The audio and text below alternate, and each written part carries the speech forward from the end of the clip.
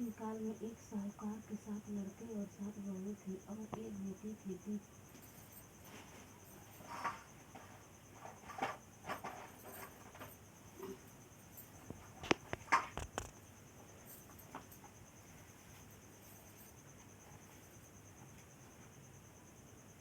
दीपावली से पहले कार्तिक मास बड़ी अष्टमी को 7 बहुएं अपनी इकलौती ननद को साथ लेकर जंगल में खदान से मिट्टी लेने को गई, जहाँ से वे सब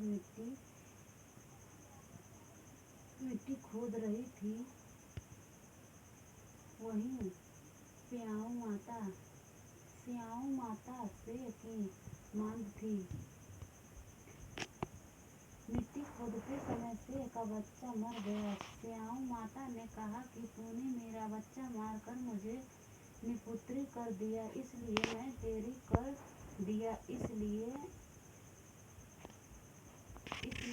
तेरी खुद बांधूंगी। तब वो ननद अपने 7 भाइयों से बोली कि तुम में से कोई मेरे बदले में अपनी कोख बंधवा लो। 6 भाइयों ने अपनी कोख बंधवाने से इनकार कर दिया, परंतु छोटी भाभी सोचने लगी कि यदि मैं अपनी ननद का कहना नहीं मानूंगी तो कहीं सासू जी मुझसे रुष्ट न हो जाएं। इसी विचार से उसने अपनी ननद के बदले में अपनी कोख बंधवा ली।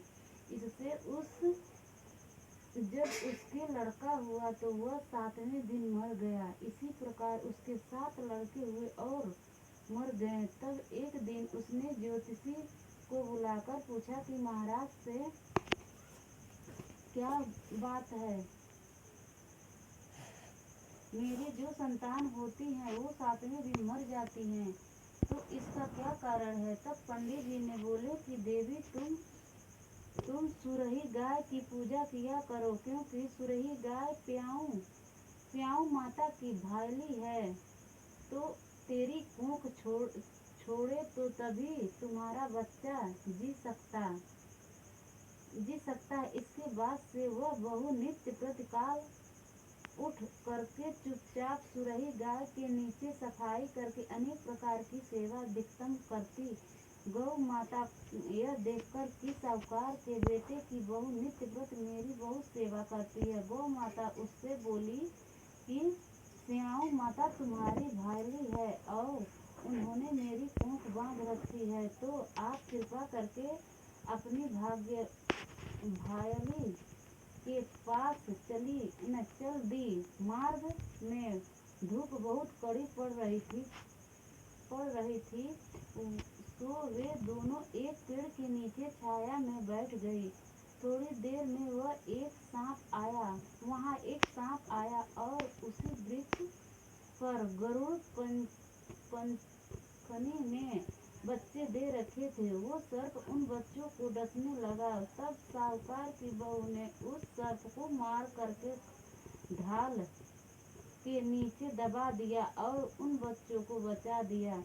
थोड़ी देर में गरुड़ पंखनी आई तो वहाँ खून देखकर साहूकार की बहू के चोंच मारने लगी। तब वह बहू बोली कि मैंने ही तेरे बच्चों की सर्प को मारकर रक्षा की है और तू मेरी ही दुश्मन हो गई। साहूकार की बहू की बात सुनकर गरुड़ पंखनी प्रसन्न होकर बोली, तूने मेरे बच्चे बचाए हैं, इसलिए मांग क्या मांगती है। वह बोली कि हमें 7 समुद्र के पास स्याऊ माता के पास पहुंचा दे। तब गरुड़ ने उन दोनों को अपनी पीठ पर बैठाकर लंबी उड़ान भर के उन्हें 7 समुद्र पर स्याऊ माता के पास पहुंचा दिया। स्याऊ माता अपनी भाग्यशाली गोमाता को देखकर बहुत प्रसन्न हुई और बोली कि भायली आज तो बहुत दिनों में मिली है।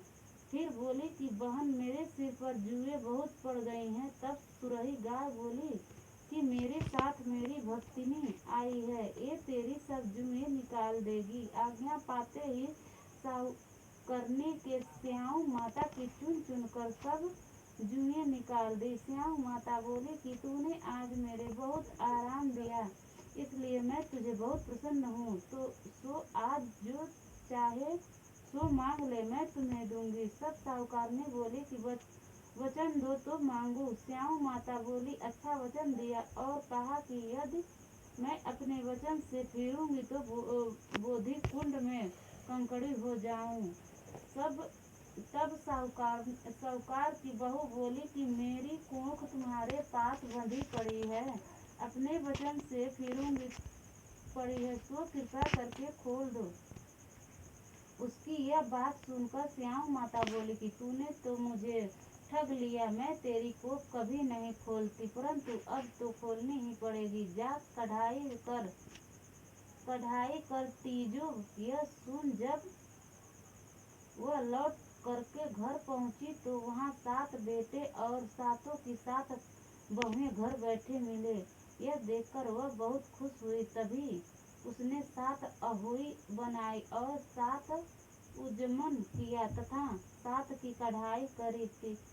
दीपावली ने दिन उसकी जिठानियां कहने लगी कि जल्दी जल्दी अपनी चौका पूजा कर ले, अन्यथा छोटी बहू बहुत बच्चों की याद करके रोने लगेगी। थोड़ी देर में उन्होंने अपने बच्चों से कहा कि चाची के घर जाकर देख के आओ कि आज वो अभी तक क्यों नहीं रोई। बच्चों ने आकर कहा कि चाची अहोई बना रही है और वो खूब उजमन कर रही है। यह सुनते ही उसकी जेठानियां दौड़कर उसके घर आई और जाकर कहा कि तूने अपनी बंधा ली थी, अब स्याऊ माता ने तुझ पर कृपा करके मेरी कोख खोल दी। जिस प्रकार मेरी कोख खोली है उसी प्रकार संसार में सभी नारियों की कोख खोल देना, यही हम सबकी तुमसे विनती है।